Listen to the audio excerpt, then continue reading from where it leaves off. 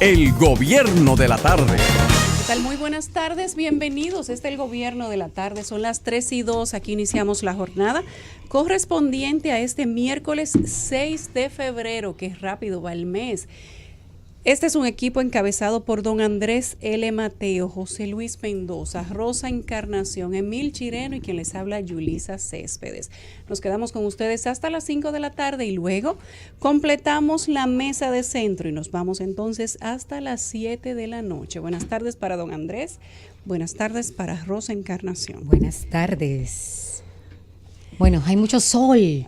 Qué diferencia como nos despertamos, Andrés, Yulisa, hoy. Rosa es buena pasadilla. Hay calor también. Tiene buenas pasadillas. Sí. Andrés, la temperatura está caliente, a pesar de que hoy amaneció lluvioso y nublado. Yo pensé que íbamos a tener un día más romántico. Tan caliente como la política. Tan caliente como el escenario político está el ambiente en República Dominicana. Y de eso ni hablar. Señores, los Rosarios andan por ahí dando agua de beber. ¿Y qué es esto? ¿Y los hermanos Rosario no están reclamando esta herencia? Yo creo que ellos tienen su propia fortuna. Que la han hecho trabajando. Sí. Sudado. André, pero eso anda todavía hoy. Eso está más caliente que nunca. Bueno, tú sabes. La del varón de la Atalaya duró años para tranquilizarse, ¿recuerdas? Pero la del varón de la Atalaya fue una construcción, en el sentido de que tenía un apoyo literario. Pero incluso ellos eran también quienes se extrajeron de la leyenda del varón de la Atalaya, las resultantes de la búsqueda de la herencia, eran vivos, pero el texto del varón de la Atalaya es eran creativos. Un texto muy creativo. Anoche estuve revisándolo, por cierto. Pero además, en la revisión que yo hacía me doy cuenta de algo respecto de esto de los rosarios. ¿Qué es lo que la humanidad requiere en sociedades en las cuales el futuro es tan incierto y en la que no hay ningún tipo de seguridad? Bueno, la aparición de una fortuna milagrosa que de pronto resuelve todos los problemas de las personas. ¿Por qué se juega la lotería? Porque es una tentación al azar, esa idea. Porque la gente siempre espera que le cambie la suerte. Que te cambie la situación, que te cambie la suerte. Y una leyenda de ese tipo, obviamente que abre el apetito, sobre todo a gente que no tiene muchas posibilidades mentales de darse cuenta de lo que está ocurriendo, del timo, de la estafa. Y en este caso, ni se diga, porque a la altura del siglo XXI, que uno se encarame en un tipo de leyenda como esta para poder solventar lo que en esencia son las aspiraciones de los seres humanos, es así, es un autoengaño, pero al mismo tiempo es una estafa. La humanidad ha sido siempre de esta forma. Mira, ahí Andrés, un artículo me pareció muy bien hecho que leí anoche respecto de las herencias. Son varias, no solo esa, la de los Guzmán. Títulos perdidos y herencias incobrables de República Dominicana. Un artículo que escribió Raifi Genao, a quien no conozco, pero me pareció bastante sensato el documento que me llegó. Está la de los Martínez, que yo soy Martínez, por cierto, voy a buscar los míos. Yo espero pronto que ahí aparezca un Pío X, un embajador. Ni ahí aparece una Encarnación. ¿Qué apellido el mío? No, quién sabe. Ni ahí. Un día de esto, alguien dueño de esa mina dice que dejó una mina llena de oro y que era de los Encarnación, y quién sabe. Aquí nada se puede dudar, porque un apellido tan poco conocido como el de los Rosarios, menos por el de los merengueros, ¿quién diría que iba a tener una fortuna de 13 trillones? 13,000 trillones. Ay, Dios, hombre. Pero eso puede pagar la deuda externa de América Latina entera. Y más de ahí. Y quizás más de ahí. Pagaría toda la deuda de la Unión Europea. Lo cierto es que leí este artículo, Andrés, y me pareció de lo más interesante. Lo voy a colgar ahorita en las redes sociales para que la gente también pueda disfrutarlo, porque hace una buena analogía de cómo la gente cae, pero también cómo se hilan verdaderas historias de fantasía en torno a pasos que tienen que darse. Eso lo ves todos los días. Cuando tú pones el televisor, tú ves al Capablanca. ¿Cómo que se llama? Casablanca. El de los numeritos, Andrés, pero usted está muy actualizado. No, porque yo paso por la televisión. Y hay Andrés, otro. pero tú estás al día. Yo no sabía que usted veía ese tipo de programas. Hay otro que no. ¿Se ha sacado usted? Por Dios, hombre. Pero hay otras. Hoy la que te dicen la suerte con una carta en programa de televisión. El tipo, Adriana, sí, había una. Esa. Pero el tipo tiene consulta como si fuera un médico y son carísimas. ¿Y cobra por consulta? Son caras. Sí. Y también acosa por las redes sociales. El otro día hice un especial. Porque le vive mandando anuncios. A mí me han llegado anuncios en las redes sociales. Él te manda invitaciones para que tú lo aceptes y para que tú vayas a consulta. Pero que el otro día él hizo un especial como los supermercados. Rebajó la consulta, creo que son a 25,000 pesos. No, aquí tenemos que ser más serios. Y la rebajó como pero miren, 25,000. ¿Ustedes saben lo que yo vi? ¿Qué? Sí. Andrés, Yulisa, yo vi el otro día. Pero si te da los premios es barato. Que en un programa de televisión. Pero ¿y por qué no lo coge para él? A la periodista que dirigía el programa de televisión, él le llevó 100,000 pesos, que ella le había dado un dinero para que le juegue unos números, y se sacó una periodista. Y él le llevó los 100,000 pesos en vivo, que ella se sacó ese dinerillo, que le había dado a él. Mire, maestro, igual que usted. Oye. Maestro Andrés, igual que usted. Hombre, oye, después de 60 años estoy estudiando y le dicen maestro, un juega número. Mire, maestro, juégame esos numerillos, maestro. Y le llevó 100,000. Bueno. 100,000. Pero 40,000 pesos. El colega suyo, maestro. ¿Tú te lo crees? Maestro como Andrés. Óyeme, pero si una gente aquí paga una consulta para un número, y qué pena que nosotros le estemos dedicando un espacio como este a una persona así. Ahora, yo me hice un sueño el otro día, que si se da ese sueño, dejo el periodismo. Yo también, yo voy a apostar. Dejo el periodismo, yo lo voy a dejar trabaja también, menos. Si el sueño pero porque casualidad tú no eres tú pareces Rosario, ¿sí? Tú. O Guzmán. Sí. Encarnación. Ella tiene una cara de Guzmán Rosario para que le toque una cola de las dos fortunas. Ay, madre mía, vámonos con la información, con nuestro primer boletín del día de hoy, cortesía de nuestro diario Z Digital. El Centro de Operaciones de Emergencias emitió una alerta verde por riesgo de precipitaciones en 5 provincias del norte, señala un comunicado de la institución. El último boletín meteorológico de la Oficina Nacional de Meteorología establece que un sistema frontal está próximo a la porción norte del territorio nacional, manteniendo una inestabilidad que podría generar precipitaciones de moderadas a fuertes. Ante este pronóstico, el COE decretó la alerta verde para las provincias de Puerto Plata, Santiago, Monseñor Noel La Vega y Espaillat, apunta la nota. El vicepresidente del Partido Revolucionario Dominicano, Tony Peña Guaba, advirtió este miércoles que si dicha organización política vuelve a aliarse con el Partido de la Liberación Dominicana, quedará como uno minoritario.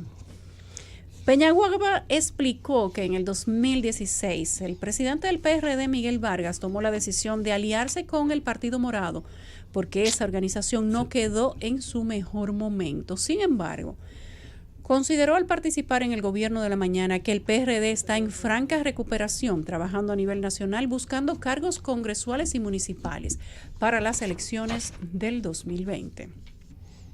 La Dirección General de Seguridad de Tránsito y Transporte Terrestre informó hoy que multó a los conductores de 83 vehículos pesados por incumplir la resolución que regula la circulación del transporte de carga emitida por el Instituto Nacional de Tránsito Terrestre. Eso no funciona.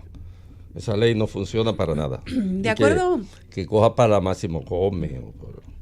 De acuerdo con un comunicado de la institución, 66 de los conductores de esos vehículos fueron fiscalizados por transitar por el carril izquierdo, mientras que los otros 17 por transitar con exceso de carga. El operativo contra estos vehículos fue encabezado por el director de la DGCET, Ernesto Rafael Rodríguez García, quien dijo que a los conductores, además de la multa, se les retienen los vehículos por no tener las condiciones necesarias para transitar. El ministro de Salud Pública, Rafael Sánchez Cárdenas, aseguró este miércoles que fue aumentada la cobertura de vacunas contra el sarampión para garantizar el control y la prevención de esa enfermedad en el país.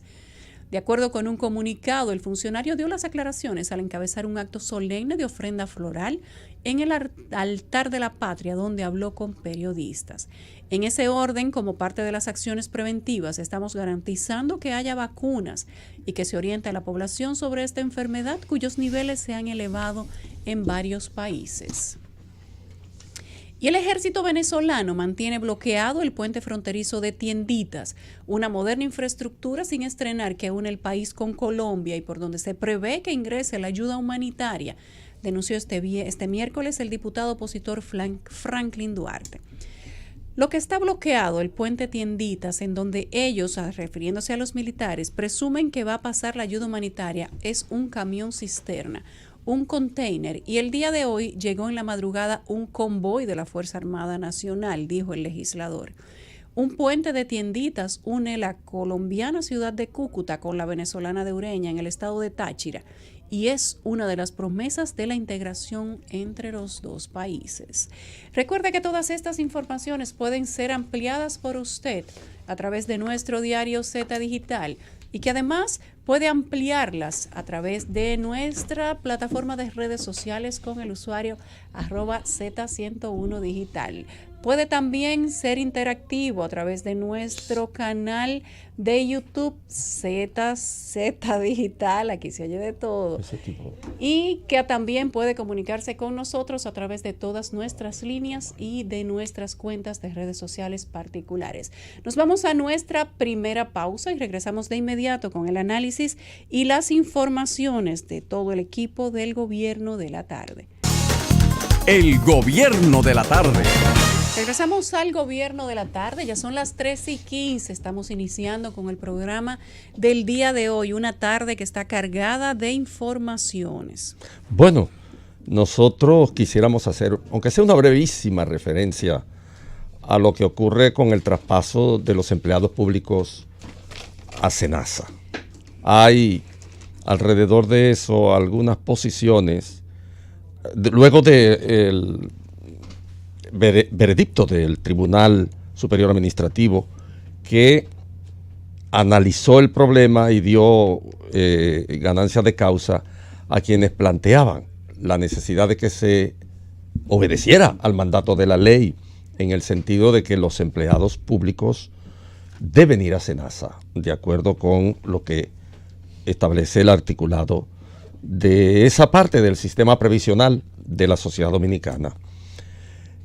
Fue, sin embargo, interpuesta una instancia, alegadamente por la Asociación Dominicana de Administradora de Riesgo de Salud, en contra de la decisión del Tribunal Constitucional, que fue hacia donde fue a parar después la ley que obliga al traspaso de los empleados públicos a la SENASA, la protectora lógica de los empleados públicos, que es la prestadora de servicios del Estado, SENASA. Bueno, el problema ahora es de procedimiento y hay que alertar respecto de que ningún consejo de administración de los que administran, o sea, la ADARS, está por encima de las disposiciones de las leyes y que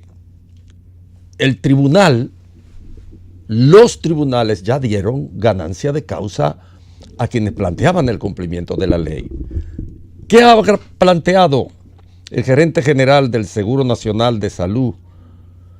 Que la sentencia del Tribunal Constitucional que favoreció el traspaso de los empleados públicos a las aseguradoras estatal debe aplicarse de manera gradual, sin traumas y sin afectar intereses. Y bueno, yo le quiero decir a Rafael Pérez Modesto que se trata justamente de afectar intereses. Hay un planteamiento de modificación de la Ley de Seguridad Social que irá a vistas públicas, porque en este país esa Ley de Seguridad Social no hay ninguna posibilidad de que sea defendida con honestidad, porque es un atraco, es un verdadero atraco.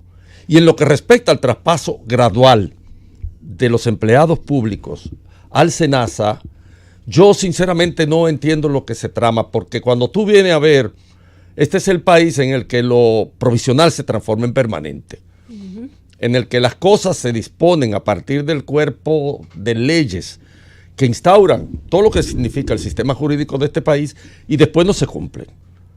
Nosotros tenemos una enorme sobreabundancia de leyes. En este país nadie puede decir que ignora que todos los sistemas de regulación, las instituciones, las normativas, en cierto sentido tienen una sobreabundancia. Lo que no hay es una ejecución cabal de lo que las leyes disponen. Y si se quiere alterar esta resolución del Tribunal Constitucional, que tuvo una resolución previa del Tribunal Superior Administrativo, yo pienso que es una violación encubierta de lo que dispuso el Tribunal Constitucional. Son los intereses que hay que afectar y que esa gradualidad no suponga la eternidad del sueño de los justos, porque entonces nosotros, ¿a dónde vamos a ir a parar como país? Uh-huh. Hay la necesidad en la República Dominicana de modificar la ley de seguridad social. Con urgencia. Pero con urgencia. Uh-huh. Eso incluye los aspectos previsionales totales, que incluye AFP, ARS, porque en el país no puede seguir funcionando una ley que solo ha beneficiado al capital financiero, que por administración se puedan embolsillar el 27% de lo que supone la cuota, la cuota de los patronos y de los empleados. No es posible. Y si hay un logro en relación con el traspaso de los empleados a SENASA, lo que va a fortalecer la ARS de carácter público, la que sostiene el Estado. Y la que carga con los que no aportan exactamente, nada. Y la que carga con los que no aportan nada. Y que ahora va Modesto, Rafael Pérez Modesto, una figura a quien nosotros conocemos, y que ahora va a declarar que es gradual. Esa gradualidad se puede llevar el siglo entero, lo que resta del siglo XXI, hasta finales del siglo XXII. Porque sabemos que estamos en la República Dominicana. Eso es una forma de ceder a la presión de los intereses que manejan en este país el sistema previsional y que se han ya llenado de dinero por todas partes. Porque si a alguien le ha beneficiado el sistema previsional establecido en la República Dominicana, ha sido al capital financiero, a quienes han invertido en las estructuras de intermediación para brindar salud o seguridad ciudadana, y se han alzado, desgraciadamente, con el santo y la limosna. La verdad que uno no sabe en qué va a terminar esto. Recuerden que esa es una ley que duró más de una década en discusión y que luego entonces para su aprobación se cogió otro tiempo más, pero resulta que cuando la aprobaron no fue ni siquiera la ley posible, fue que aprobaron una especie de antiguaya judicial, una especie de mamotreto donde salían beneficiados todo el mundo menos el que tenía que beneficiarse. En el tema de las pensiones, que ha sido un acápite que ha dado problema en casi todos los países que tienen el mismo modelo que tenemos nosotros, que lo copiamos de Chile, el sistema inclusive ha terminado cayéndose. Han tenido que modificarlo, pero con urgencia. En República Dominicana, que no nos ha llegado todavía el momento de sufrir en carne propia y de forma estrepitosa el colapso de ese sistema, ya estamos hablando de una modificación a la ley, ya se habla de que va a vistas públicas, y qué bueno, porque eso también es un paso de avance, pero como tú dices, aquí hay muchas cosas que en un manejo burocrático duran una década, y mucho más de ahí, y nosotros en unos años más ya vamos a tener que ir pensando con qué es que vamos a jubilar, a pensionar o a liquidar la gente que ya tiene unos años aportando, que ya van a cumplir la edad del retiro y que cuando se sienten en su casa habrán aportado más de lo que van a recibir. Y no puede ser que aquí, después de eso, entonces se quieran hacer unas modificaciones como la quisieron hacer como la quiso hacer Ortega en Nicaragua. Y ese le costó lo que le cuesta ahora, la inestabilidad del gobierno. Claro, porque eso simplemente va a llevar a una crisis mayor de la que se puede evitar en este momento.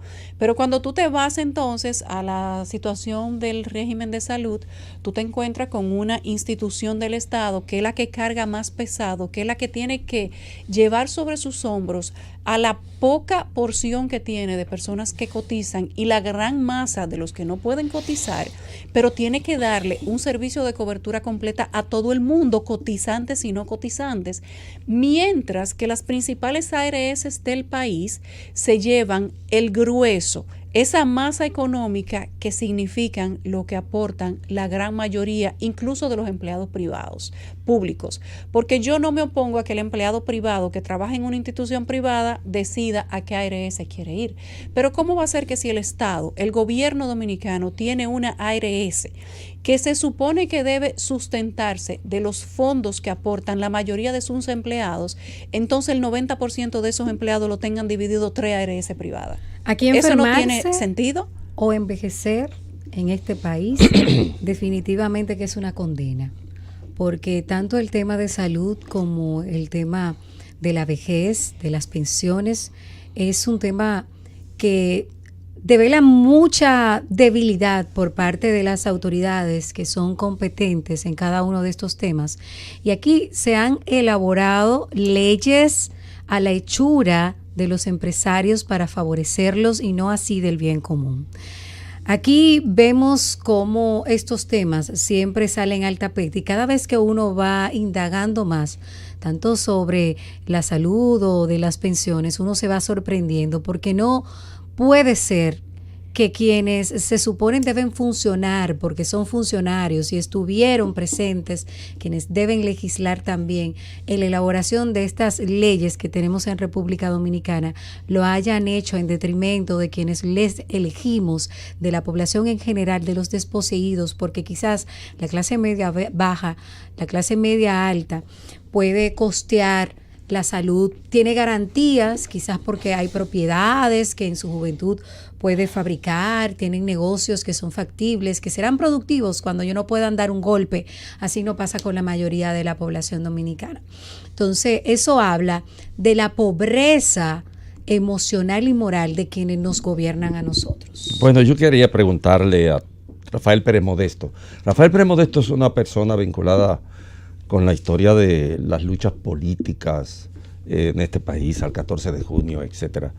Y es un hombre que yo le supongo sensibilidad en lo que respecta a estos temas. Primero, si es apelable una sentencia del Tribunal Constitucional, porque no hay que ser abogado para saber que no lo es. Y que por lo tanto, lo que la Asociación Dominicana de Administradoras de Riesgos de Salud, esa ADARS, reclama, obviamente que ya no cae en el ámbito de la justicia, porque fue el Tribunal Constitucional el que hizo las interpretaciones pertinentes.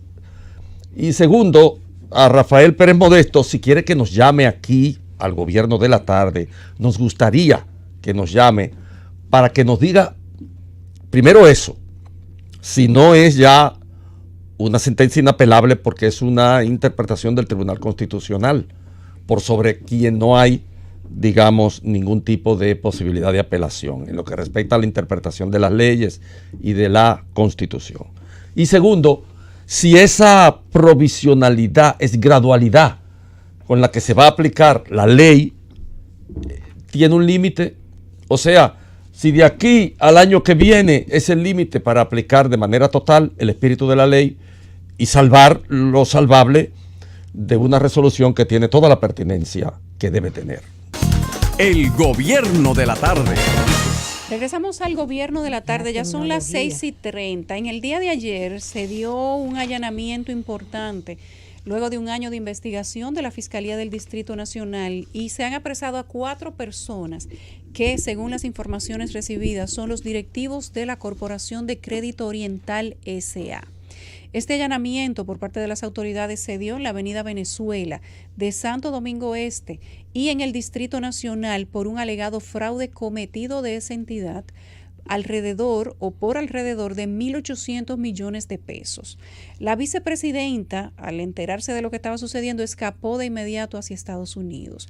Los apresados son sus principales directivos. Los nombres son Roberto Eduardo López Santiago, Robert Edward López Núñez, Maybert López Núñez y Ana Cristina Dubercies.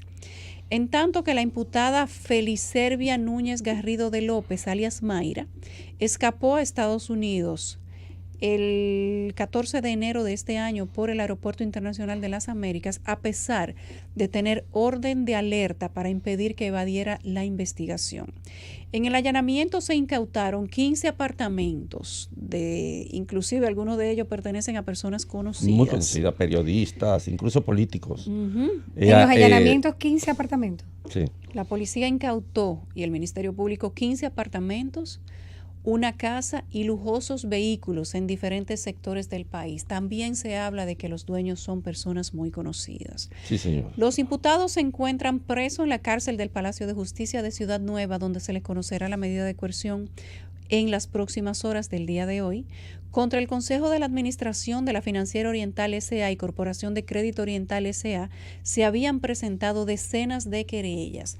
La fiscal del distrito, Rosalba Ramos Castillo, acogió las querellas depositadas por los abogados Amadeo Peralta, Fidel Pichardo, Leo Sierra, Carlos Salcedo, Gustavo Biaggi Pumarol y Wanda Perdomo, quienes en nombre de los afectados acusan a los directivos de esas entidades de estafa, falsificación de documentos, lavado de activos, asociación de malhechores y violación a la ley monetaria y financiera. Uno de los representantes de más de 20 ahorrantes estafados ha ponderado las acciones de la Fiscalía del Distrito Nacional en la persecución del delito financiero. Dijo que la entidad se dedicaba, la financiera, a la captación de recursos en dólares, lo que les está prohibido a las corporaciones de crédito, así como a los bancos de ahorro y crédito, según lo provee el artículo 42 de la Ley 183-02 de monetaria y financiera. Además de la doble contabilidad que manejaban como maniobra fraudulenta, no reportaban a la superintendencia gran parte de las captaciones que recibían, dejando la entidad en un estado de cesación de pagos, por lo que no daban respuesta a las solicitudes de devolución de capitales que hacían los depositantes. A los directivos de la Financiera Oriental, hoy Corporación de Crédito Oriental, se les imputa el hecho de que un alto número de certificados de depósito no eran reportados a las autoridades financieras, lo que imposibilitaba que el órgano regulador pudiera realizar una inspección acorde con la realidad. Debido a que esa entidad llevaba una doble contabilidad, ocultaba información vital al ente regulador e intentó borrar evidencias y ocultar los delitos de capta. En agosto del 2018, la Superintendencia de Bancos asumió el control de la Corporación de Crédito Oriental para garantizar los depósitos de los ahorrantes, luego que detectar irregularidades en la entidad de intermediación financiera. Esta corporación es una entidad regulada por el sistema bancario y que en un momento se le había concedido una salida voluntaria del sistema hasta que se descubrió que se trataba de un fraude bancario donde a los afectados se les quiso incluir en un supuesto proceso de reestructuración. Bueno, pero aquí todos los días, Yulisa, son informaciones de estafa, todos los días hay un de lío, desfalco, un lío nuevo, de evasión, corrupción, por ende, que abarca todo esto. Es la gran sombrilla que abarca todo tipo de ilícito como estos que vivimos mencionando diariamente. Bueno, hay Sorprende. alrededor de Dios mío.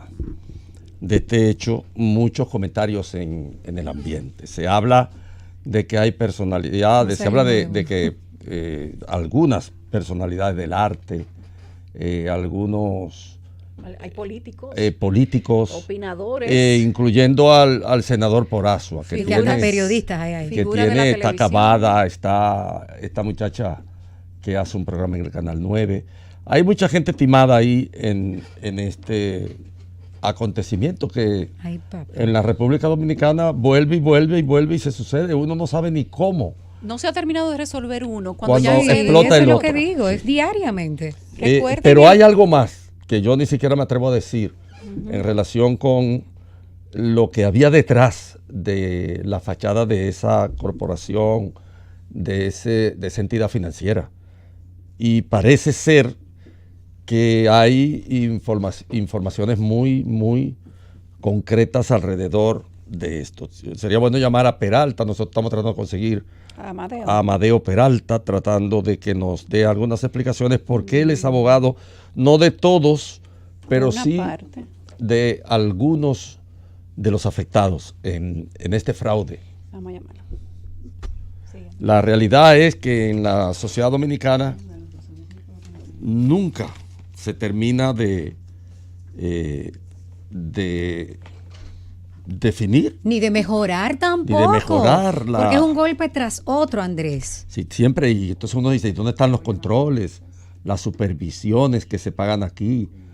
Uno dice, no, ¿dónde está? El sistema bancario dominicano es bastante fuerte después de la crisis de Baninter y y aquel quiebre de los bancos, etcétera. Tengo aquí a César Amadeo Peralta, uno de los abogados de aproximadamente 20 de las personas que supuestamente están timadas en este caso de la Corporación de Crédito Oriental. Amadeo, buenas tardes. Sí, gracias. Un placer para mí estar con ustedes. Un saludo a todo el que se encuentra en sintonía. Cuéntanos, Amadeo, ¿cuál es la situación que hay detrás de esta supuesta reestructuración a la que se había sometido la Corporación de Crédito Oriental, una compañía conocida de la zona este del país y que hoy se ve, luego de un año de investigaciones por parte de la Fiscalía, en un escándalo de 1.800 millones de pesos? Ya. Sí, mira, en la Corporación de Crédito Oriental, la Fiscalía del Distrito hace cierto tiempo llevaba una investigación por un fraude financiero en donde todos los ahorrantes, prácticamente el 90% de los ahorrantes de esa entidad le entregaban un certificado financiero prácticamente falso. Por ejemplo, tú llevabas el dinero y te daban un certificado a nombre de Financiera Oriental, cuando esa entidad ya no existía, ya no estaba autorizada a operar en el mercado. Pero las personas creían que iban a la Corporación de Crédito Oriental, nunca a la Financiera Oriental. Por vía de consecuencia, los certificados financieros no los registraban en la Superintendencia de Bancos, llevaban doble contabilidad, falseaban los estados, y al final de cuentas, el 90% de los clientes de esa entidad ha resultado defraudados. A muchas de esas personas también, cuando le entregaban un certificado financiero de esos fraudulentos, luego se lo cambiaron para borrar el delito y le entregaban un contrato de préstamo personal. Pero el alegato para quitarte el certificado financiero de la mano era que la Superintendencia de Bancos le había ordenado rebajar los intereses, y como él no quería rebajarte los intereses, él te iba a cambiar el documento por ese contrato de préstamo, y así la gente no se quejaba. En una auditoría que se le hizo a ese proceso, la Fiscalía y la Superintendencia de Bancos determinaron que solamente 60 millones de pesos de ahorrantes estaban reportados en la contabilidad de esa entidad. Más sin embargo, se trata de un fraude de aproximadamente 1.600 millones de pesos. Y se había llevado un proceso que era una falsa total. Se llama un proceso de reestructuración patrimonial.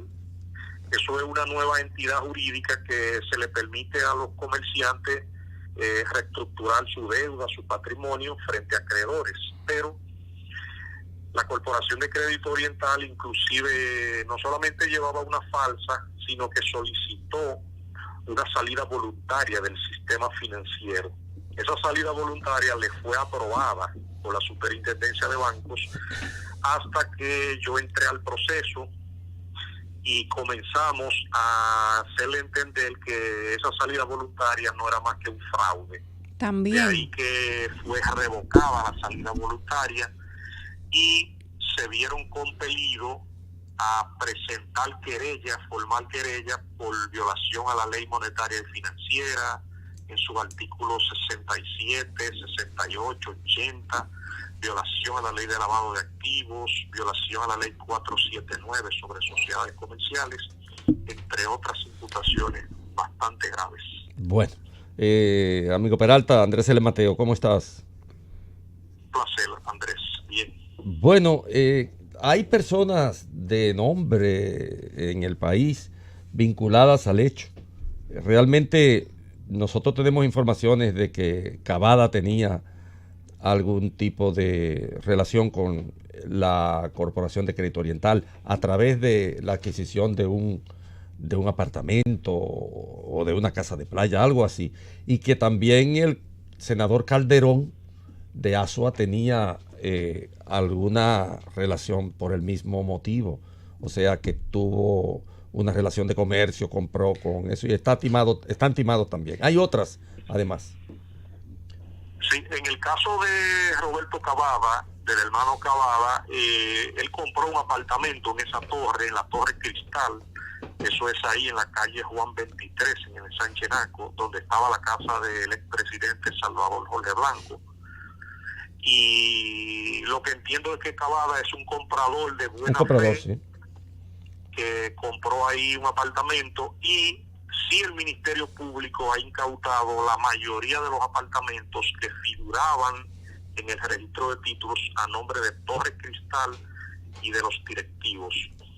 Toda esta situación también se agravó porque el día 14 de enero, una de las principales ejecutivas de esa entidad escapó del país a pesar de tener un impedimento de salida, una alerta migratoria, y burló ese impedimento y se fue a los Estados Unidos.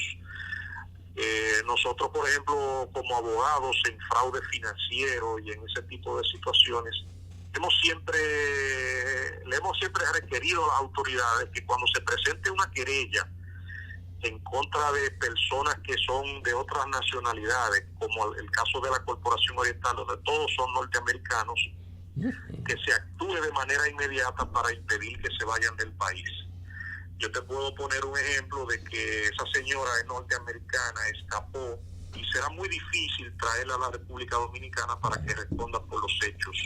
Ahí tenemos casos que han sucedido, como los propios directivos del Banco Peravia escaparon a los Estados Unidos, escaparon también a Venezuela, y no ha sido posible extraditarlos a pesar de tener órdenes de extradición. Bueno, qué situación más complicada. Amadeo, gracias por haber recibido nuestra llamada. Ojalá que más adelante podamos tener más información a través de ti respecto de lo que está sucediendo con este caso. El gobierno de la tarde. Regresamos al gobierno de la tarde, ya son las 3:46. Finjus y sus perfiles para quienes van a ocupar la Suprema Corte de Justicia, específicamente la del presidente. Bueno, yo leí las declaraciones de Servio Tulio Castaño Guzmán sobre que la presidencia de la Suprema es un puesto político. Pues bueno, político son todos los puestos. Políticas son todas las acciones que se dan en el marco de un orden social, porque las relaciones humanas son justamente políticas. Yo lo que puedo entender de él, que dice que una cosa son los jueces de la Suprema Corte de Justicia, pero que el presidente tiene que tener unas características especiales porque esa es una posición política. Él es el presidente de un poder del Estado. Bueno, estamos de acuerdo, completamente de acuerdo con eso. Con lo que no estamos de acuerdo es con lo siguiente. Él señaló que pese a las bien intencionadas aspiraciones de amplios sectores de la sociedad que desean que el escogido sea alguien independiente e imparcial, él mismo debe estar consciente de que es a una posición política a la que él va.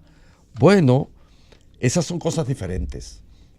Se puede ser político porque todos lo somos. El hombre, la mujer, somos zoopoliticón, como desde hace ya mucho tiempo dijo Aristóteles. Zoopoliticón. Todo es político. Pero lo que uno no tiene que tener en la conciencia como un hecho consumado y como un enunciado casi inexorable, de acuerdo a lo que dice Servio Tulio, es que no se puede ser independiente. Se puede y se debe y se tiene que ser independiente e imparcial en el predicamento de lo que la justicia esparce como organismo y como poder del Estado. ¿Por qué nosotros tenemos la concepción del Estado tripartista? Yo no le voy a dar una lección a Servio Tulio porque él la conoce mejor que yo, diría, desde el punto de vista de lo que es la jurisprudencia y de lo que son las triquiñuelas y las luchas en el plano de la justicia. Pero el Estado tiene una composición tripartista justamente porque a raíz de la disolución de las cortes, de los reyes que conjugaban en sí mismos todos los poderes, la concepción paulatina que se fue forjando desde el siglo XVIII estableció una diferencia entre los distintos niveles que alternaban el concepto del poder en el Estado. Y por eso tenemos un poder presidencial, tenemos un poder legislativo y tenemos un poder ejecutivo. Hostos agregaría el poder de los ayuntamientos, el poder federativo, etcétera. Pero en esencia, en la cultura occidental, estos tres son los grandes poderes que desde Jean Jacobo Rousseau, Montesquieu, Diderot, etcétera, se han ido conformando como elemento sustancialmente diferenciador de la concepción del Estado en la cultura occidental. Lo que él confunde, a mi modo de ver, es lo político con lo independiente. Y se puede, siendo político, ir a un cargo público y tener un determinado nivel de independencia, particularmente en el caso de la justicia, que es, entre todos los poderes, la que más la reclama, la que más la requiere. En Perú hay un poder judicial y hay un poder ejecutivo y hay un poder legislativo, y el poder judicial ha provenido de las fuentes del poder político, porque lo han elegido a partir de las estructuras organizacionales que se da el Estado peruano desde el punto de vista político. Pero una vez en el puesto de presidente del poder del Estado, que se llama Poder Judicial, el presidente de ese poder está obligado a ser independiente. Es todo lo contrario de lo que dice Servio Tulio. El presidente de ese poder está obligado, por lo menos en teoría, a ser independiente. Lo que pasa es que en países como los nuestros, que tenemos altísima tradición autoritaria, el batiburrillo que se forma en la concepción del poder subsume todas las instancias institucionales al poder magnificente del presidente de la República de turno. No es casualidad que en 270 y pico de años, en 170 y pico de años de vida republicana, en este país el autoritarismo haya tenido un poco más de 150 años de vigencia. Un país de larguísima tradición autoritaria. Y en consecuencia vemos como natural que un presidente de la Suprema sea adscrito a el poder ejecutivo, puesto que en la práctica siempre ha sido así. Pero no, ser independiente no quiere decir que usted no es político. Eso no quiere decir que usted no es político. Usted puede ser político y ser independiente en el ejercicio de una función, digamos, pero tan decisiva en el orden social como lo es el ámbito de la justicia. Quizás lo que Servio Tulio ha querido decir es que ninguno de los candidatos está fuera del ámbito político, de la política partidista en República Dominicana.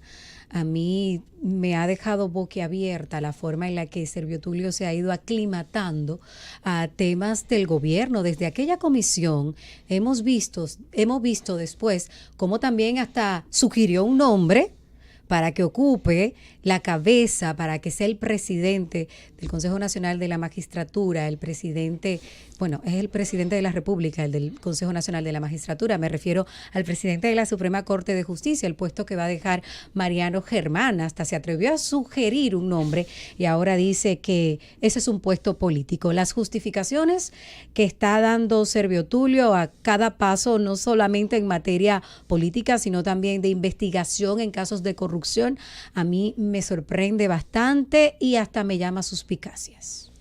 Bueno, es una forma diferente quizás de lo que se hablaba antes de Mariano Germán, porque siempre que se habló, inclusive desde esa institución que es una ONG vinculada a un sector financiero, se habló, y Servio Tulio siempre ha sido una persona muy de cara al sol, con unos planteamientos muy directos, siempre ha estado del lado de la institucionalidad, del lado de la democracia, y cuando se hablaba de Mariano Germán Mejía, pues precisamente una de las cosas que se le criticaban y se le critican todavía y se le van a criticar aún cuando se vaya, ha sido el porcentaje, esa carga política que han tenido muchas de las decisiones de Mariano Germán, incluso sus discursos. No ha habido forma de desvincular esta Suprema Corte de Justicia de los poderes políticos electorales, porque si bien es cierto que ahí se manejan situaciones que tienen que ver con las coyunturas políticas, no deja de ser cierto también que ahí se maneja mucho lo electoral, no los casos electorales, sino las fuentes de poder que pululan de un poder hacia otro. Cada vez que se habló de Marianito Germán se decía que había que sacar la política de la justicia. Sin embargo, ahora cuando nosotros decimos que ese es un puesto político, es como si lo estuviéramos suavizando, justificando, tirándole una alfombrita para el que va a venir después. Pero vamos a ver las declaraciones propiamente de...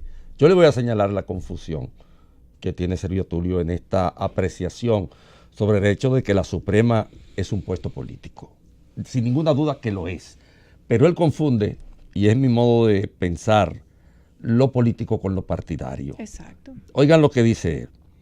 Pese a las bien intencionadas aspiraciones de amplios sectores de la sociedad que desean que el escogido sea alguien independiente e imparcial, el mismo, es decir, el escogido, debe estar consciente de que es a una posición política a la que él va. Obvio, es una posición política. Pero eso no impide que sea imparcial y partidario, porque una posición política no quiere decir que sea una posición partidaria. La Suprema no debe tener a un representante de un partido político ahí. Jamás. El tipo es un político, ese es un cargo político porque es un estamento del aparato del Estado, es uno de los 3 poderes del Estado, que su expresión es una expresión política. Pero eso no quiere decir que sea partidario en el acto de impartir la justicia, que sea partidario en el acto de interpretarla, que sea partidario en lo que respecta a su idea de la equidad o de la inequidad en acto que acompaña el privilegio político de manejar la Suprema. Y nosotros lo hemos visto. Nosotros hemos visto esos jueces políticos ahí, y esa sí es una transgresión. Nosotros hemos visto esos jueces políticos descargar corrupto de expedientes sustanciados, consustanciados. De forma cínica, porque ni las formas. De forma descarada, simple y llanamente porque son copartidarios. Y porque ese concepto de que no pueden ser independientes e imparcial, puesto que están en un cargo político, lo que hace es confundir, porque lo que él quiso decir es que no deben ser en el cargo partidarios, aunque sean políticos. El gobierno de la tarde. Regresamos al gobierno de la tarde, son las 3:59. ¿Qué fue lo que dijo Hipólito? Bueno, Hipólito está muy presente en los últimos días con el tema de Quirino. Se refirió nuevamente y dijo que él se junta con todo el mundo, que él no tiene problema, que él quería saber algunas informaciones y que todo está fluyendo y que él quería ver que le hicieron una oferta de apoyo político y que él no la aceptó, pero que él se reúne con todo el mundo. O sea, que él no le cogió dinero a Quirino, pero se lo ofrecieron. Bueno, yo me imagino que es con el apoyo a la candidatura, que él le dijo que iba a poner afiches según el video de Quirino. Pero la diputada de La Vega, ¿ustedes vieron esa joya? No. Ella dijo que fue, ¿quién sabe cómo está la tecnología de avanzada? ¿Cómo la gente sabe que ese Quirino que está desacreditando a Leonel? Ustedes no saben porque la tecnología está demasiado avanzada.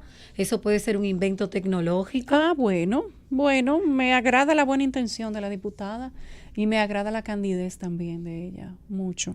Qué inocente. Sí, o sea que ella cree que le montaron la voz y a la imagen y que de ahí salió el discurso. Está bien, bueno, está bien. Andrés, eso está bien, todo se va. Y ella insiste también en un video que me imagino que de aquí a la noche será viral, de que Leonel y Danilo Medina son las únicas opciones que hay en el país. Tú sabes que es lo único, que a ella se le dijo que Hipólito admitió lo que dice Quirino en ese video. Pero ella dice que ¿quién asegura que ese Quirino? Oh my God.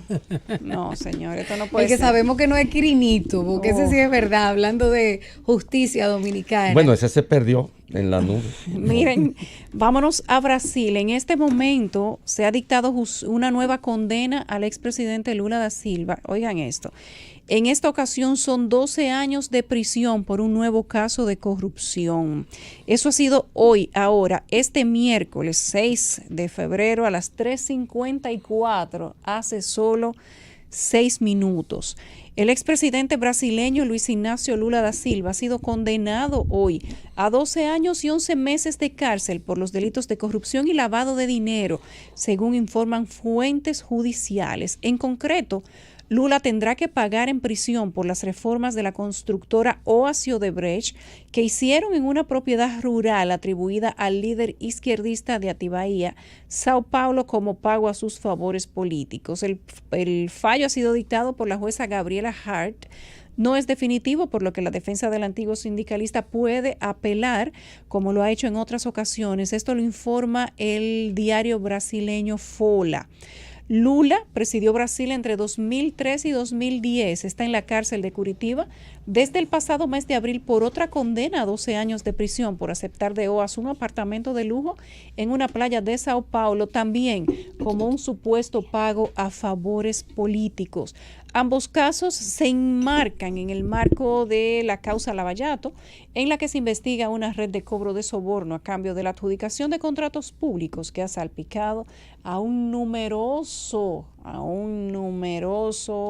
universo de políticos y empresarios a lo largo de toda Latinoamérica. En República Dominicana, hablando de eso, por cierto, se continúa el conocimiento de la acusación en la audiencia Odebrecht. Ya hay un calendario judicial, ya se sabe que luego de que terminen de leerse las acusaciones, entonces iremos al debate, a la defensa de los abogados de la barra de los imputados, donde ellos refutarán con sus documentos el argumento del Ministerio Público, que por cierto ayer por la tarde pidió al terminar su lectura la apertura a juicio de fondo. Lula, si le ratifican esa condena, entonces va a tener 24 años en prisión. Madre mía, él no lo va a llegar a cumplir. Bueno, y de aquí a que salga el gobierno de Bolsonaro le van a meter otros más, porque Cierto. La intención es no permitir que circule.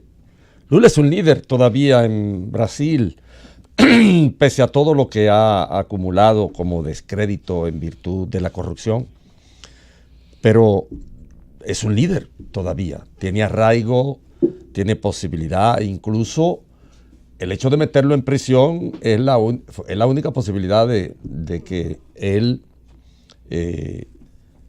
no superara a Bolsonaro, porque él era la única figura que podía parar la candidatura de Bolsonaro, que era la expresión de la antipolítica.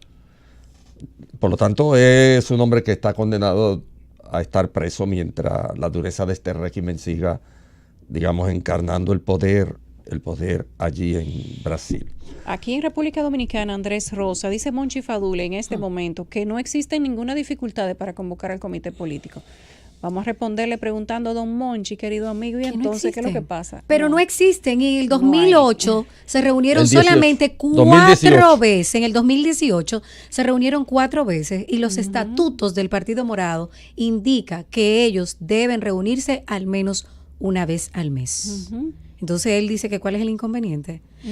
Lo que sí aparenta que se va a resolver en el país, ya cambiando de tema, es lo relacionado al transporte público. Señores, tenemos una novedad. ¿En serio? Sí, el Intran está llamando a las empresas operadoras de transporte a participar de la primera licitación pública nacional para la operación del corredor Abraham Lincoln. Por primera vez en la historia del transporte, ellas están tratando de aplicar la ley que desde el año pasado fue promulgada. Ya tiene un año esta ley y los avances han sido, la verdad, que cuenta gotas, y está diciendo que desde el 6 de febrero, o sea, desde hoy hasta el 14 de este mes, todos los interesados podrán participar del proceso formalizando esas plantillas a través de la página del Intran en horario de 8 de la mañana a 4 de la tarde. Bueno, uno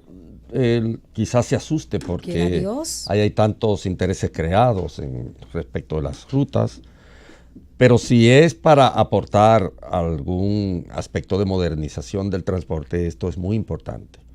Si es para tratar de sanear el tránsito de la ciudad capital, que es la cosa más horrible que puede ocurrir, ese tránsito no ha sufrido nada más que alteraciones presupuestarias, porque el Intran es una verdadera máquina de devorar presupuesto. Es enorme el personal que maneja en este país los problemas de la viabilidad en términos de la circulación en la ciudad, y sin embargo el resultado es mostrenco, es nulo por completo.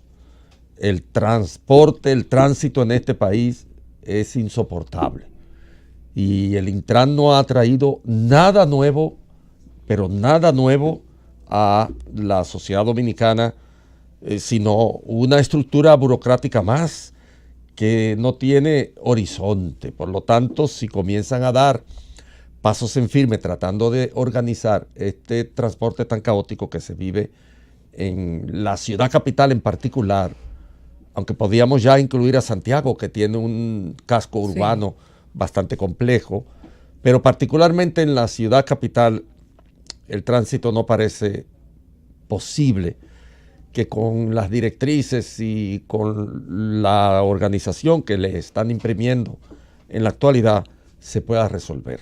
Y uno Son ve promesas presidenciales también del discurso del año pasado de rendición de cuentas del presidente Danilo Medina, de que se organizaría ese tránsito en la capital. Hablaba de 6 grandes terminales. Quizás ahora este sea un avance, el anuncio de estas licitaciones. Ahora hay que ver cómo los dueños del país, o sea, los transportistas, los dueños de esas rutas en la Lincoln, reciben esta información. ¿Usted sabe lo que va a pasar de ahora en adelante? Vamos a ver. Pero si son tan competitivos, que vayan del 6, o sea, desde hoy hasta el 14, y lleven su formulario al Intran y todas sus propuestas. Esa ruta de la Kennedy no era de Hubieres. Es la de la Lincoln que van a licitar inicialmente.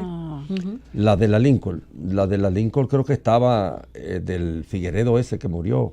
Ah, pues está su hermano. William Figuereo, pero está su hermano. Estaban ahí ellos en la Lincoln y creo que hay otras más, porque la Lincoln es, digamos, una de las más concurridas. Bueno, uno supone que todos ellos, los que ya tenían la ruta y los que quieren tenerla nuevamente, van a licitar en igualdad de condiciones, y que entonces el Intran escogerá la mejor oferta, pero ojalá que haga eso con todas las rutas, que este sea solamente el inicio de una licitación general para ver si el tránsito público aquí tiene algún tipo de orden, porque esto es un desorden mayúsculo. Aquí esos sindicalistas por años y años han hecho lo que le ha dado la gana, no porque ellos hayan querido simplemente, que de por sí han querido, sino porque las autoridades le han brindado campo abierto de la selva en esta república bananera para que ellos hagan lo que han hecho hasta el momento. Fíjense cómo aquí un transportista le atraviesa las guaguas o los camiones, según el caso, a las autoridades, y después no pasa nada.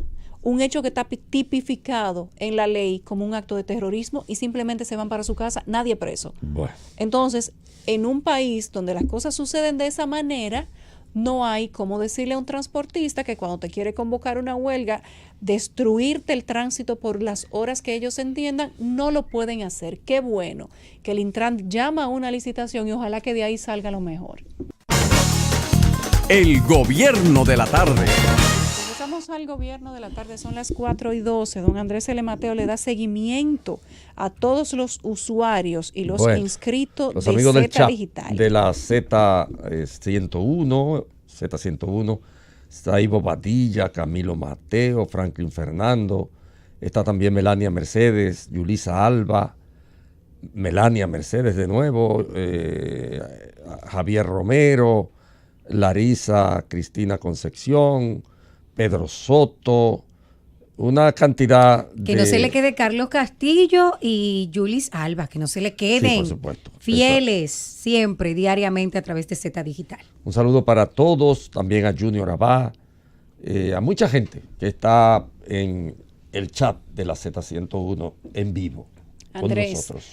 Yo te mostré la copia de la carta que mandó el director de aduanas a los administradores, subadministradores, lo de revisión y comité técnico de todos los depósitos y almacenes oficiales de aduana, donde le subieron a los celulares el gravamen de forma administrativa de un 3 a un 20%. Yo te lo digo porque yo sé que tú eres un tipo muy tecnológico, que te gustan los celulares de último modelo. Y yo quería saber qué tanto cariño tú le tienes a tu cacarita, porque te va a tener que quedar con ella unos cuantos años. Bueno, ni tan cacarita, pero... ni tan cacarita. Ni tan cascarita, pero ciertamente parece una exageración de un 3 a un 20% por una disposición administrativa del director de aduana, un recaudador a rajatabla del gobierno, y que verdaderamente esto tal vez no tiene una valoración adecuada del papel que tiene hoy día un celular, un equipo de comunicación como este, que no es solo para la comunicación, que ya hoy día es un instrumento casi imprescindible para el trabajo, para los estudios, para muchísimas actividades que no son ya un poder de demostración social. Aquí hubo una época en la que tener un celular era un poder de demostración social, vale decir, daba cuenta del status quo del sujeto que lo portaba. El celular era una distinción, una proclama de tus bonanzas, de que tú estabas en buena, de que tú eras un individuo importante porque tenía un celular, pero ya hoy día no. El celular es un instrumento de actividad normal, lo carga todo el mundo. Tiene funciones múltiples, no solo la de la comunicación, sino que sirve para acumulación de datos, puede servir para acumular libros, sirve para buscar información, sirve para mandar un chat, mandar un documento. Hoy en la mañana, para dar un ejemplo, en la universidad en la que yo trabajo, nosotros terminamos de instalar en todas las aulas equipos a partir de los cuales se puede usar el PowerPoint a partir del celular. Es decir, cualquier persona con el celular que vaya a hablar en esas aulas de la Universidad APEC, donde yo trabajo también, solo con el celular puede prender y dar unas clases a partir de ese instrumento. Es decir, el celular no es un artículo de lujo, ya no es exclusivamente la expresión de un poder de demostración social a partir del cual una persona da a sotto voce una demostración de su importancia y de sus haberes, de sus teneres, del dinero que maneja, de su posición social. El celular es un instrumento muy, pero muy variable en el orden social. El señor de aduana lo llevó de 3 a 20% de aumento en los impuestos. Una decisión abusiva, muy, pero muy abusiva. Así es que se quiere recaudar en este país abusando de los que menos tenemos. Porque mire, eso le resolvía el problema. Cualquier dominicano que no tiene, ustedes saben cómo es la regularización de los precios en el territorio nacional. Aquí un importador te compra un celular y te lo vende al doble. La gente, eso era una especie de solución al comprarlo por internet y pagaba esa cantidad de impuestos. Ahora, al multiplicárselo, ¿quién va a comprar un celular por internet? 7. Hay que aclarar que lo que cuesta en menos de $200 están exentos de pagar ese impuesto, pero más de $200... Eso es gravamen. Eso es gravamen. El gravamen se paga en todo, no importa si te costó un peso. Más de $200. No importa Yulisa, si te costó un peso. No, es más de $200.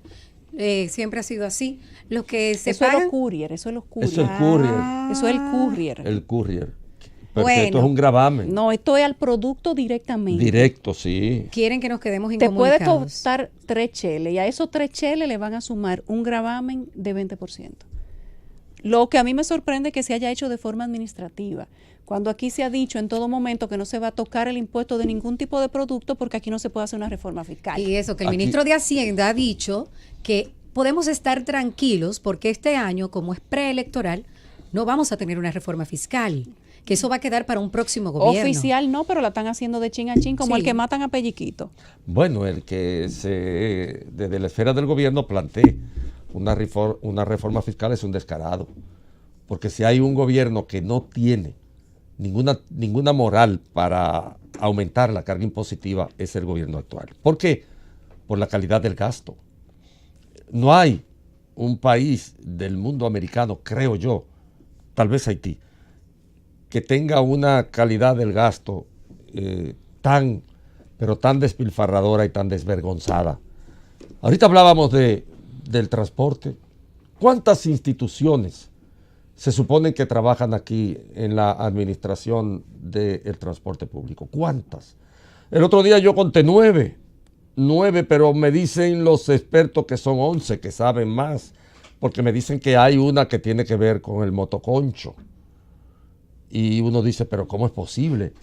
En este país, para controlar el sistema de transporte, para controlar el sistema vial en el país, hay más de 9 organizaciones, instituciones burocráticas que todas tienen una enorme cantidad de personas en nómina.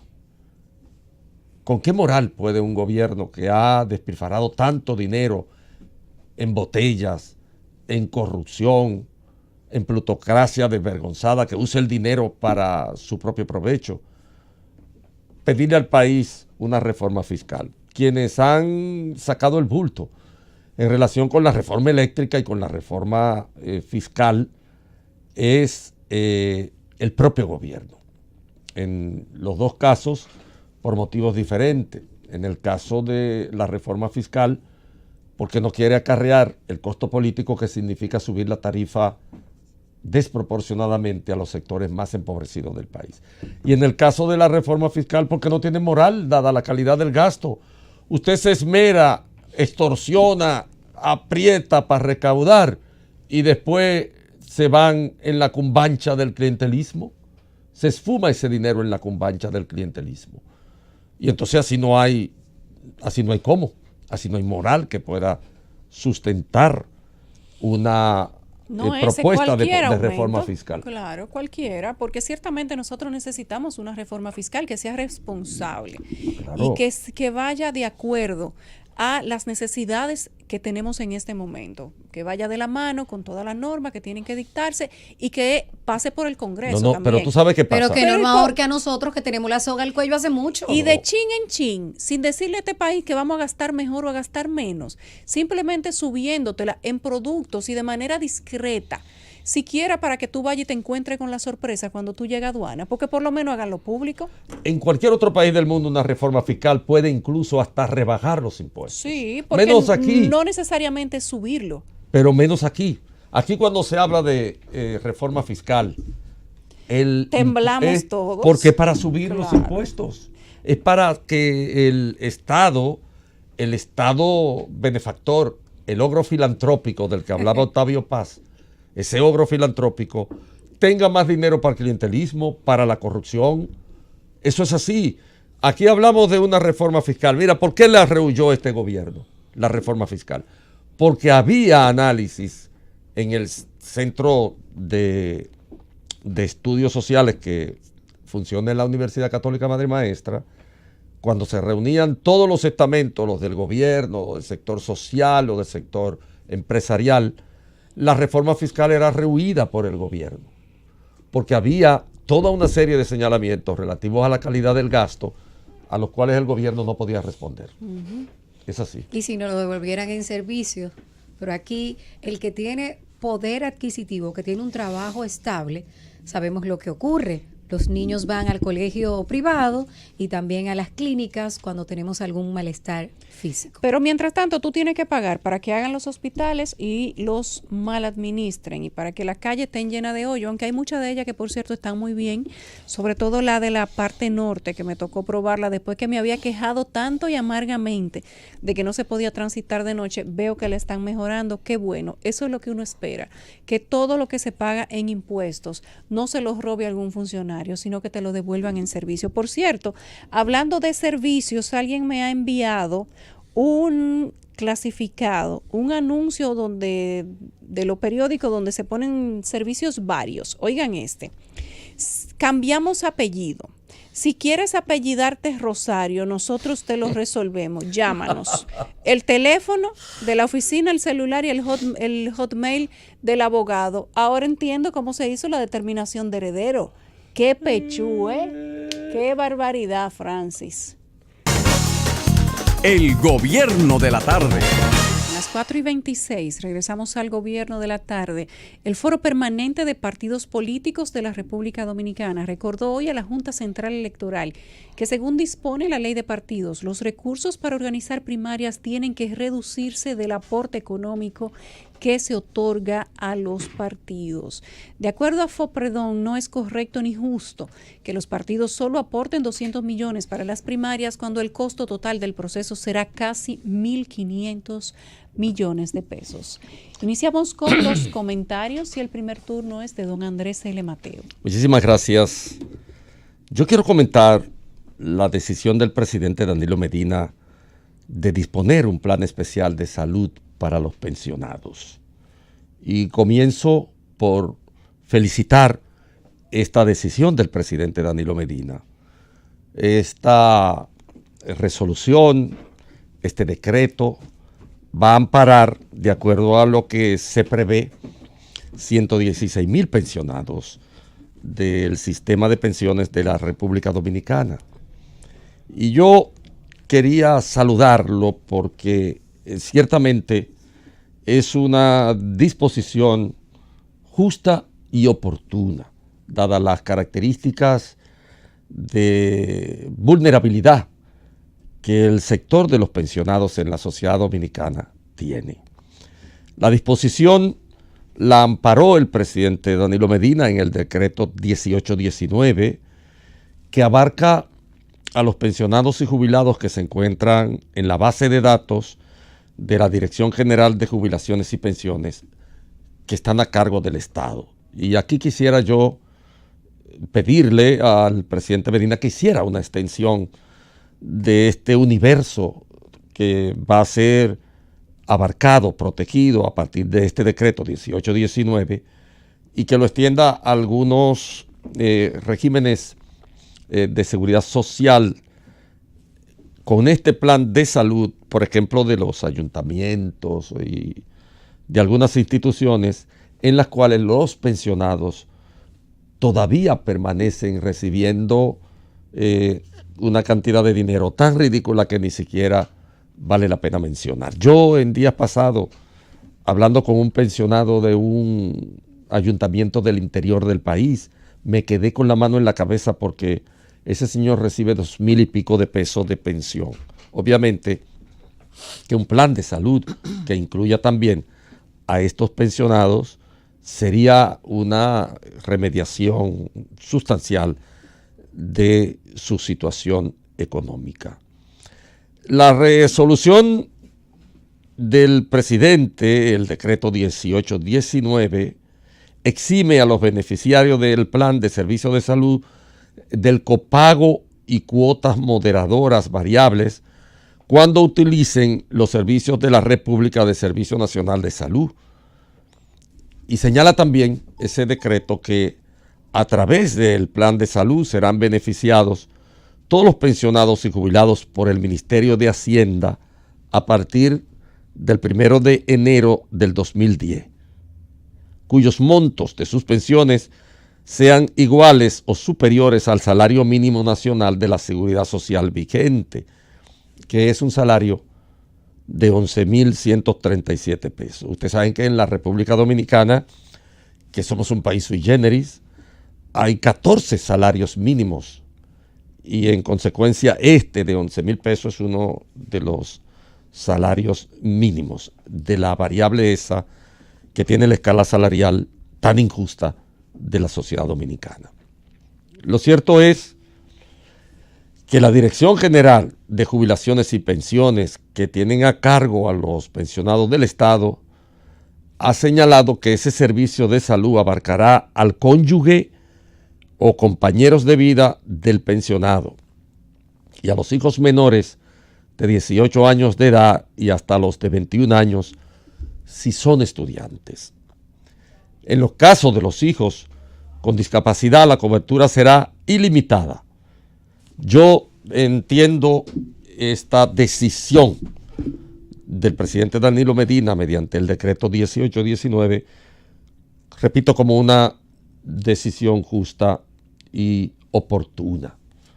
Es justa porque a ese sector tan vulnerable de la sociedad dominicana le puede proporcionar una sombrilla protectora en lo que respecta a las posibilidades de enfermedad, las posibilidades de deterioro de la salud de la familia y la estabilidad económica, puesto que pese a que son gente de bajos ingresos, cualquier enfermedad en este país desencuaderna la economía de cualquier familia. Y uno aspira a que esta disposición del presidente Danilo Medina funcione, que sea efectiva y que reduzca, porque de hecho lo va a proporcionar, el marco de inequidad en el que se desenvuelve la sociedad dominicana. Yo creo que estas son las disposiciones que deben alentar la gestión de Estado en la sociedad dominicana, la que buscan, la que propenden a la construcción del bien común. Esas formas de uso del poder para abarcar sectores que están absolutamente indefensos, puesto que los pensionados en la República Dominicana es gente arrojada a la voracidad de la existencia, a su propia suerte, y no tienen recursos, ni forma, ni modo de sobrevivir con dignidad en una sociedad en la cual la escala de pensiones es tan ridícula que cualquiera de esos funcionarios del mismo gobierno del presidente Medina o cualquiera de esos dirigentes PLDistas que tienen salarios descomunales, esas escalas salariales de los jubilados la pueden dar de propina en un restaurante como nada, porque a ellos sí que les sobra dinero para tener una vida estable, confortable y segura. Felicitemos pues esta decisión del presidente Danilo Medina de disponer un plan especial de salud para los pensionados de la República Dominicana. Y les quiero recordar algo que el ministro Donald Guerrero ha declarado como algo imposible, pero que esta disposición del presidente Danilo Medina abre un abanico de oportunidades para que se tomen en cuenta otros sectores completamente desprotegidos de la vida social. Me refiero a los cañeros que durante muchos años dieron su vida en la industria de la caña y que andan por ahí como un ejército de sonámbulos, como un ejército de fantasmas, solicitando que los atiendan respecto de sus derechos de acceder a una pensión. Y todos sabemos de qué se habla cuando hablamos de las pensiones de los cañeros. Se habla de pensiones que no llegan a 10,000 pesos. Y que en esa escala maldita de la expresión más rotunda de la inequidad que hay en este país, no son ni el 50% de la canasta mínima. Por eso, que haga un esfuerzo el presidente Medina y a esta acción de bien social, que es instaurar un plan especial de salud para los pensionados del Estado, que tienen bajísimas pensiones, que es un sector muy vulnerable, evidentemente muy desprotegido, agregue también el acto de justicia de darle a los cañeros una pensión, por lo menos mínima, e incluirlo en este plan especial de salud para pensionados. El gobierno de la tarde. Este es el gobierno de la tarde, ya son las 4:38. El COE declara 5 provincias en alerta verde por lluvias. Las provincias son Puerto Plata, Santiago, Monseñor Noel, La Vega y Espaillat. Esta alerta se debe a las lluvias registradas en las últimas horas, producto de un sistema frontal que incide en las condiciones del tiempo. La Oficina Nacional de Meteorología pronosticó para este miércoles aguaceros que podrían ser de moderados a fuertes en ocasiones debido a la incidencia de un sistema frontal localizado al norte del territorio dominicano. Estas condiciones serán más notorias hacia la región noroeste, norte, nordeste, sureste, la cordillera central y algunas localidades del Gran Santo Domingo, con especial atención sobre las provincias ya mencionadas. Para mañana jueves, a pesar de que el sistema frontal se estará alejando del área de pronósticos, quedará humedad rezagada que será transportada hacia territorio dominicano por el viento del este-noreste, manteniendo los nublados con aguaceros que serán de moderada intensidad ocasionalmente, acompañados de tronadas aisladas hacia poblados de la región norte-nordeste, sureste, el Valle del Cibao y el Gran Santo Domingo. Continuamos con los comentarios y es momento de escuchar el de Rosa Encarnación. Gracias, Yulisa. Yo desde ayer estoy que prácticamente, sin exagerar, no puedo dormir porque cuando uno escucha que el dinero que uno a través de los impuestos paga se despilfarra, es una especie de garata con puño que hay en el Estado, la verdad es que uno dice, y es para el inglés que yo estoy trabajando, porque con el dinerito de todos los dominicanos aquí se hace de todo. Y los expertos en esto son los partidos políticos que ahora están recibiendo una especie de respaldo por parte de la Junta Central Electoral, y luego de que nosotros nos enteráramos de la noticia de que la Junta Central Electoral va a patrocinar en un 85% las primarias de los partidos políticos, la verdad es que es difícil conciliar el sueño. Ayer hablamos de ese tema, de que serían 1.449 millones de pesos los que utilizaríamos para realizar esa campaña y ese método de elección que ha elegido alrededor de 5 partidos aquí de los que tenemos en el sistema, y que ellos solamente porque son los dueños del país, los dueños del presupuesto, han decidido que van a contribuir con 200 millones y la Junta, en violación total de la ley de partidos, se lo aprueba, se lo aplaude y dice, sí, está bien, a través de la Junta Central Electoral vamos a contribuir con los otros 1.249 millones restantes. ¡Qué abuso! ¡Qué abuso cuando se trata del dinero público!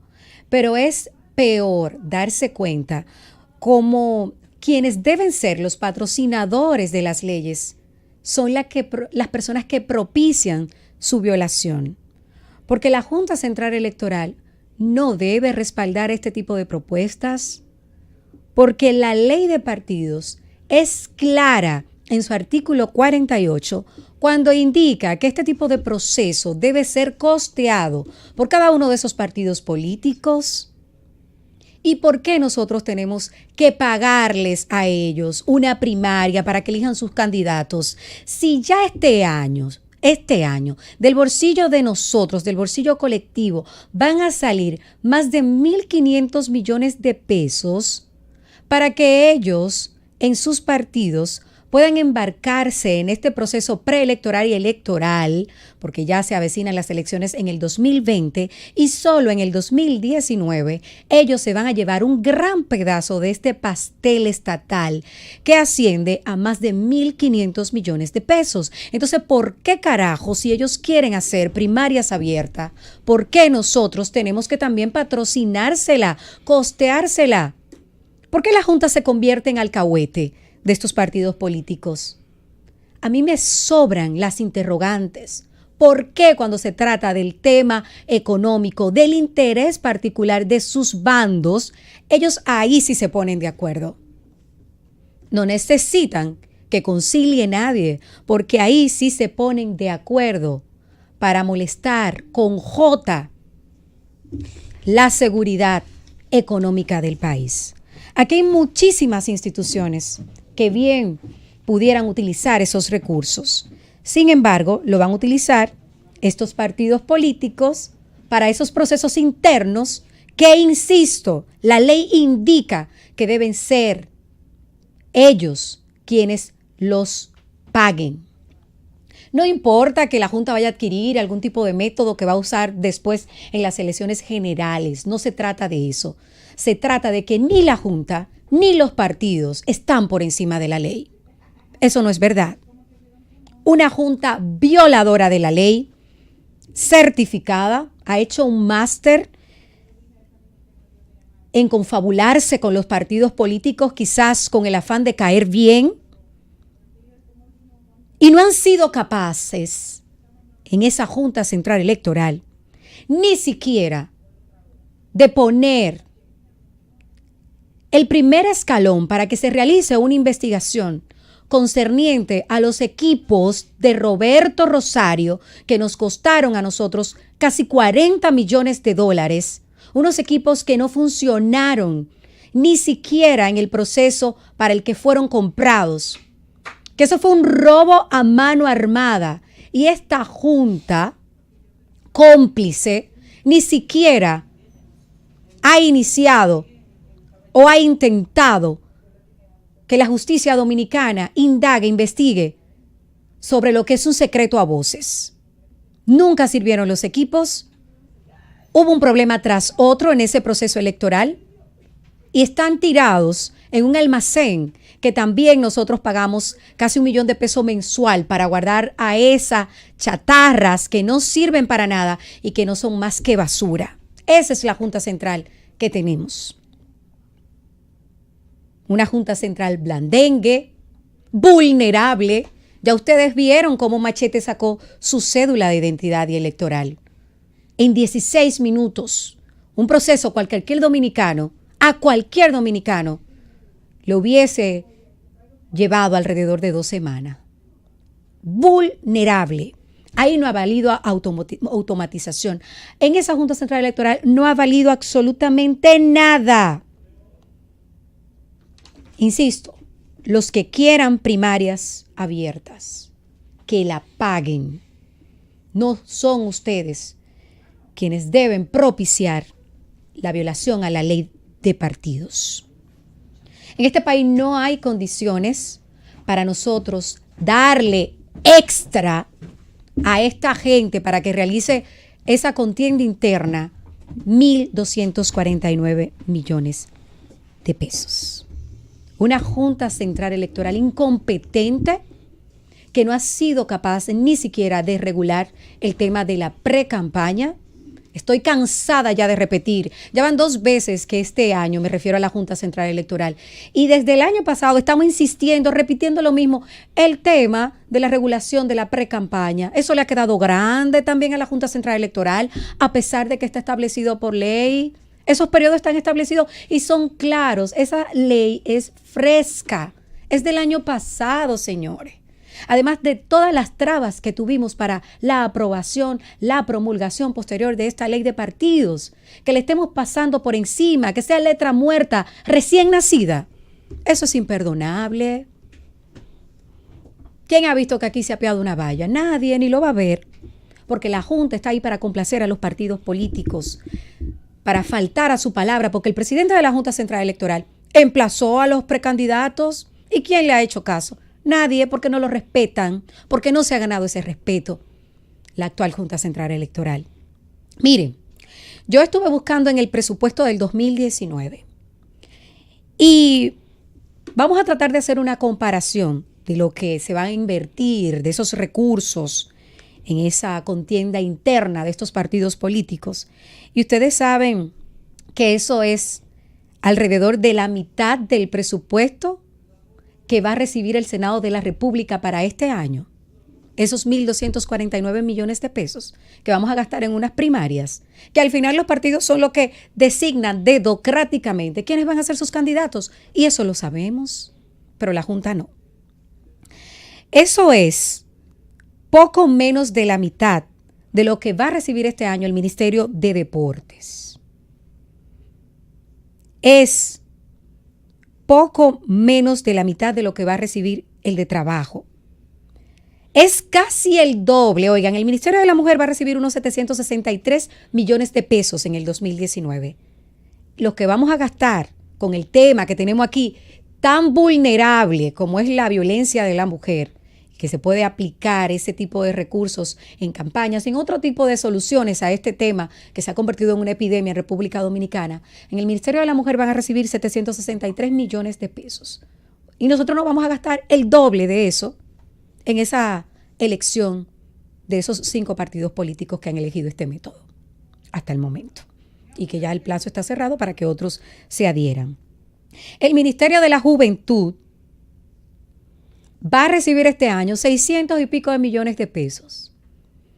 Recientemente hemos visto las estadísticas, las debilidades que hay aquí para la juventud, incluso encontrar su primer empleo. El doble se va a gastar en estas elecciones. El Ministerio de la Administración Pública recibe mucho menos en este año que esos 1.249 millones de pesos. Apenas recibe 1.111 millones. Energía y Minas recibe lo mismo. La Cámara de Cuentas va a recibir, que creo que también es demasiado dinero para una institución tan incompetente como la Cámara de Cuentas, 874 millones de pesos. Pero agárrense, porque instituciones como el Tribunal Constitucional reciben menos que lo que vamos a utilizar nosotros para realizar ese proceso interno en estos partidos políticos. El Defensor del Pueblo recibe solamente 165 millones de pesos en este 2019. El Tribunal Superior Electoral, 600 millones de pesos. O sea, que más del doble nos vamos a gastar en este proceso de primarias. Más del doble de lo que se va a consumir en el Tribunal Superior Electoral. Pero me quedo corta cuando hablo de instituciones, organismos tan neurálgicos para la población en general como la Defensa Civil. Lo que se va a gastar en esas elecciones internas de unos cuantos partidos políticos es 11 veces el presupuesto que va a recibir este año la Defensa Civil. Más del doble de lo que va a recibir la Cruz Roja. Más de lo que va a recibir el Consejo Nacional para la Niñez y la Adolescencia, que apenas recibirá 911 millones. Que el Consejo Nacional de las Estancias Infantiles, agárrense porque aquí es desbordante, sabiendo que esa es una parte muy vulnerable de la población dominicana. Es 21 veces el presupuesto que va a recibir las estancias infantiles. Es 7 veces lo que van a recibir en el Consejo Nacional de la Discapacidad. Y casi lo mismo que recibe el Intran en el 2019. La verdad es que no nos queda más que resignarnos, ¿será?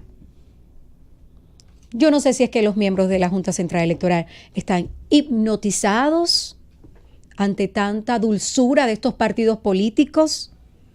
¿Por qué tienen que ser tan pasivos, tan complacientes? Si aquí no solamente está en juego la democracia, sino también el presupuesto nacional. Quizás somos un país rico, pero esa riqueza solamente la aprovechan unos cuantos que se visten esos cuantos de algún color en particular,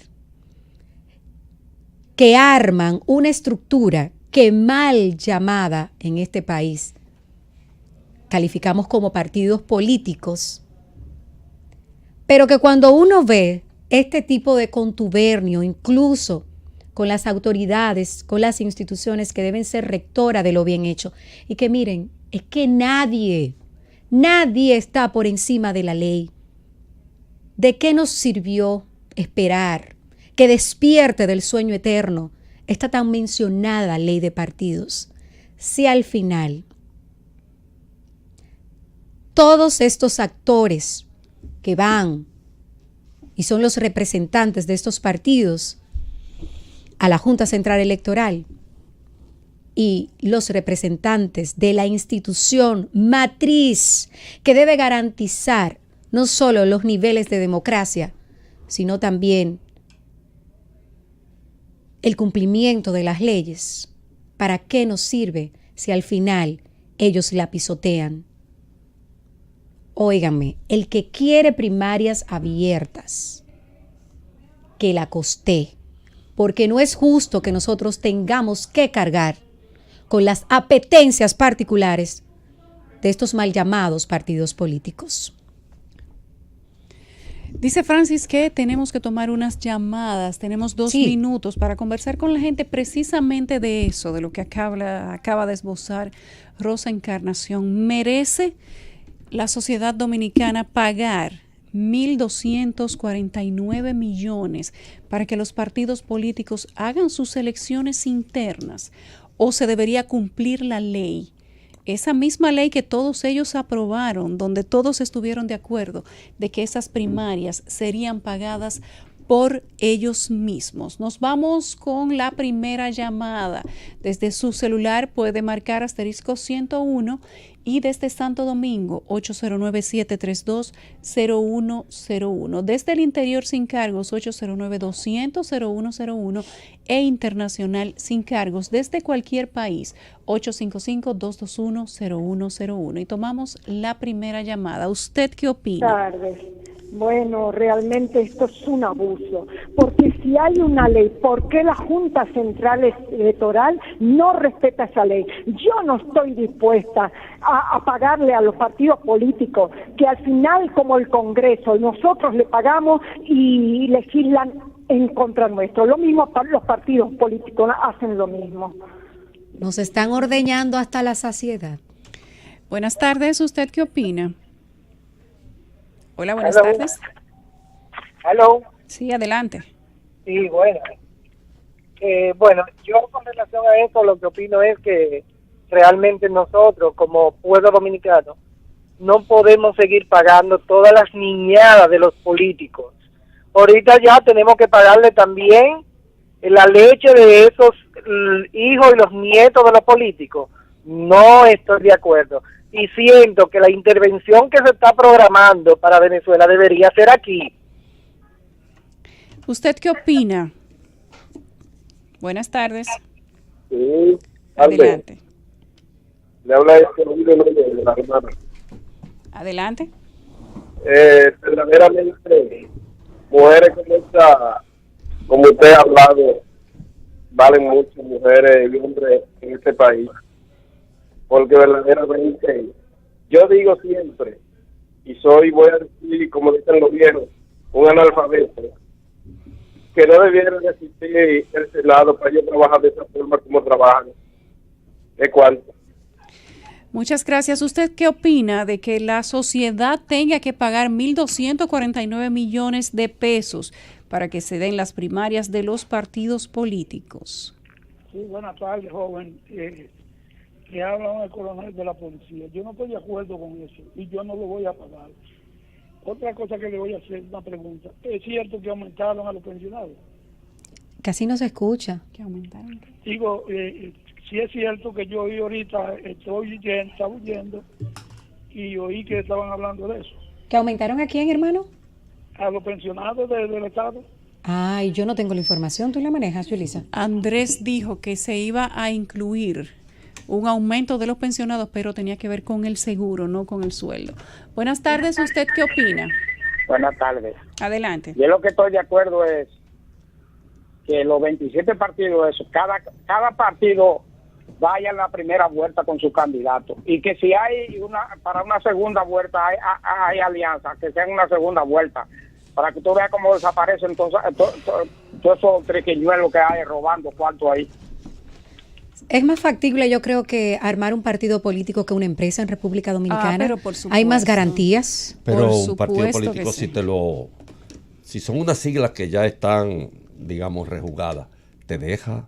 Cualquier partido político, por ejemplo, qué sé yo, un partido pequeño, vamos a suponer el PUN o algo así, o el Partido del Gallo, o el PTD del Curita y del otro, del filósofo.